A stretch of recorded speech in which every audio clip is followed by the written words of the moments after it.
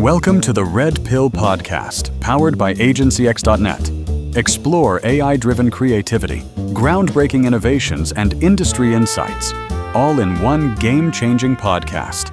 Enjoy. All right, let's jump straight in today. We're diving into something that, well, it sounds simple, maybe even a bit sci-fi, but it's actually facing some pretty big fundamental hurdles. Right. We're talking about using AI to, genuinely replicate how real people look and act authentically. Exactly. It seems like it should be easy now, doesn't it? You hear this promise a lot. Oh, yeah.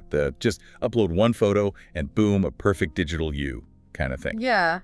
But as we're about to unpack, especially if you need something reliable, maybe for professional use, that one picture, it's nowhere near the whole story. Not even close. Yeah. And our main source for this deep dive is this really interesting article by Webstrix, specifically a section called The Myth of the Magic Mirror, Why One Image Fails to Capture a Human Soul for AI. And that's part of a bigger piece, right? Something titled, Omnipotence is a Fantasy, Consistency is Earned.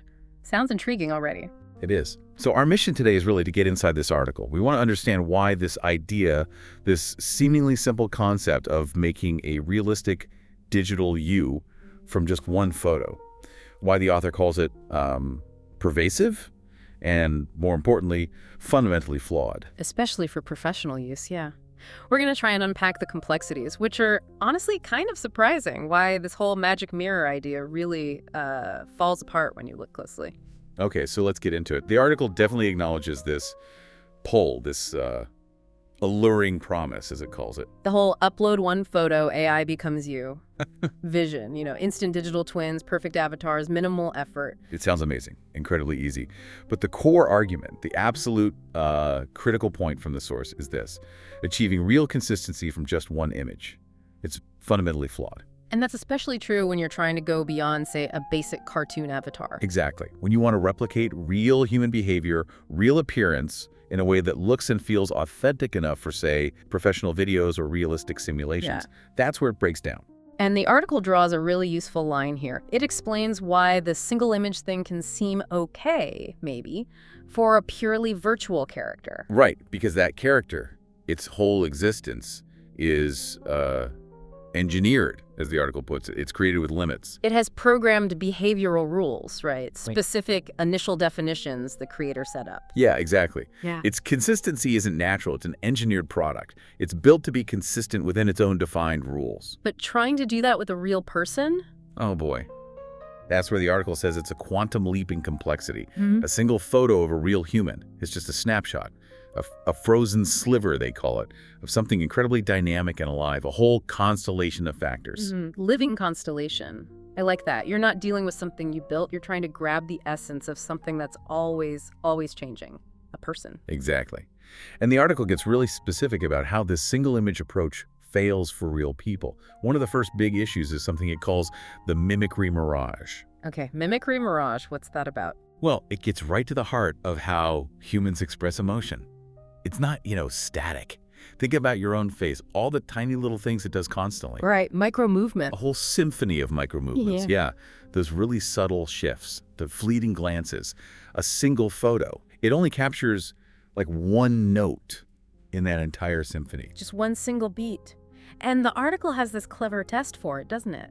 The one image smile test. Yeah, it's a great illustration. The idea is, okay, train an AI on just one photo, maybe you looking neutral, then ask the AI, show me this person smiling, or frowning, or looking surprised. And what happens? Well, the results are usually described as jarring.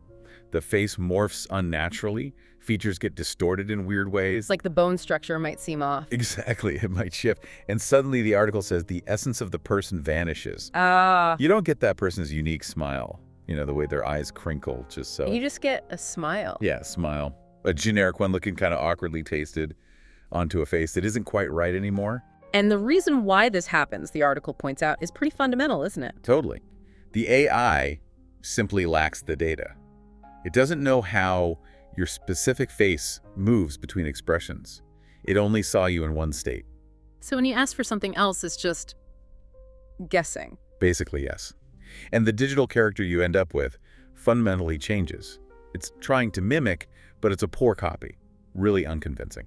Okay, so that's the mimicry mirage. What comes next? Well, building on that, there's the context conundrum. Context, right. Humans are all about context. We really are. The article calls us context machines. How you hold yourself, the tilt of your head, where your eyes are focused, even those micro expressions we were just talking about. They all change depending on the situation, right? Like how you look giving a formal presentation versus just chatting with a friend. Exactly. Or hearing bad news versus telling a joke. Totally different visual cues. And that single image, it only captures one context, one single moment. Precisely.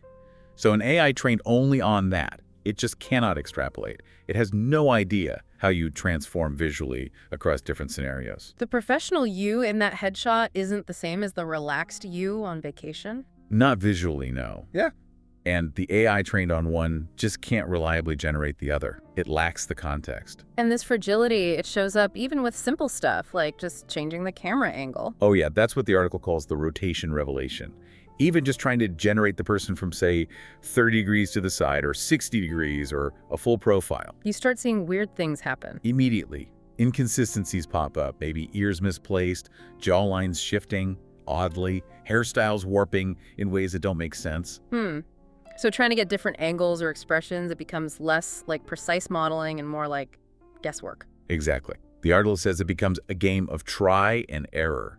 You're just hoping you land on something that kind of resembles the person. It's not reliable professional replication. More like approximation through brute force, as they put it.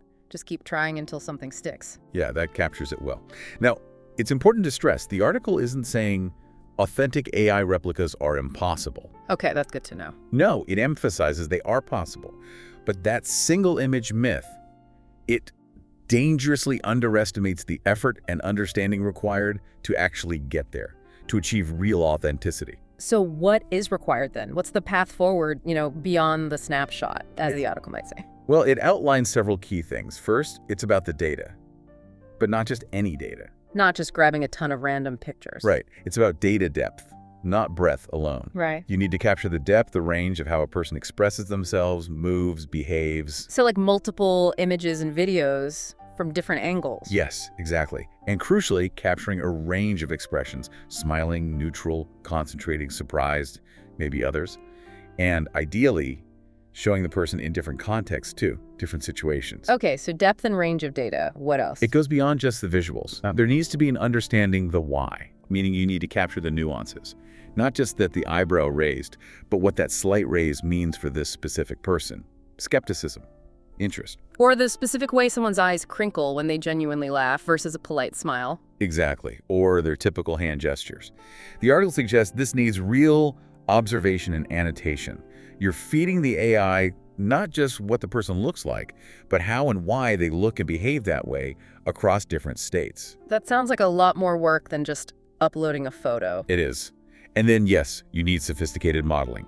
Tools like LoRa's or fine-tuned models exist. These are specialized AI models trained on that rich, specific data set for one person. But they need that good data first. Absolutely. They require significant, diverse training data focused just on that individual. That's how they learn the really complex mappings between a prompt like "look surprised" and the unique, specific visual way that particular person shows surprise. Okay, so let's bring this back. The core message from the article seems pretty clear. That single image solution, it's tempting, right? We see simple demos, cartoon avatars. Very alluring. But for professional use, for authentic replication of a real human, the article is blunt. It calls it a dead end. Because it produces results that are just unreliable, inconsistent. They break under the slightest pressure. Precisely. Whether that pressure is asking for a different emotion or different viewpoint or putting them in a new context, it just doesn't hold up. And this failure, it's not just a software bug that needs fixing. No. The article argues it's deeper than that. It's the inevitable consequence of the whole approach. You're trying to reconstruct something incredibly complex, a multidimensional, dynamic human essence. From what? From a single frozen point in time. Yeah, you can't build a whole moving, reacting person from just one static blueprint. It doesn't have the necessary information. Exactly. It just fundamentally lacks what's needed for true consistency across all those different states and contexts. So the conclusion from the source really lands hard then. True digital consistency for real people demands respect for human complexity. It means we have to get past that easy magic mirror myth. We have to commit to the meticulous work, as they say, of capturing the whole living constellation, not just grabbing a solitary star. And the result, it isn't instant. That seems key. Definitely not instant. Yeah. But the article argues it's the only way to get authenticity that doesn't crumble upon closer inspection. Something reliable, something truly convincing. So thinking about our listeners, why is understanding this distinction really important for, anyone learning about or working in this AI space? Well, I think it's absolutely crucial for setting realistic expectations. When you see demos claiming easy, perfect replication from one photo, you need to be skeptical. It helps you evaluate those claims better. Exactly, to evaluate the tools critically and to really understand the significant effort, the data, the nuance that goes into achieving genuine digital authenticity for an individual. It's not magic. It certainly makes you look at those just upload a photo promises very differently. It's a much deeper, more complex challenge than it might first appear. Absolutely. And, the article leaves us with this really potent final thought to kind of chew on. Oh yeah, what's that? It states, omnipotence is not the ability to do anything. It is the delusion that context does not constrain possibility. Wow, okay. The delusion that context does not constrain possibility. That's a deep one. It is, isn't it? It makes you think way beyond just AI avatars. It applies everywhere, really. How often do we assume a single piece of information, a single snapshot gives us the full picture?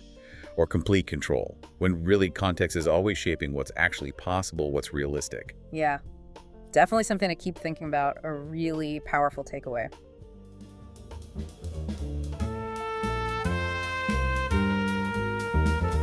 That's a wrap for this episode of the Red Pill Podcast. If you enjoyed diving deep into the future of AI and media, make sure to follow and subscribe so you never miss an episode. Stay tuned. Bigger insights, bolder ideas, and game-changing discussions are coming your way. Sponsored by agencyx.net.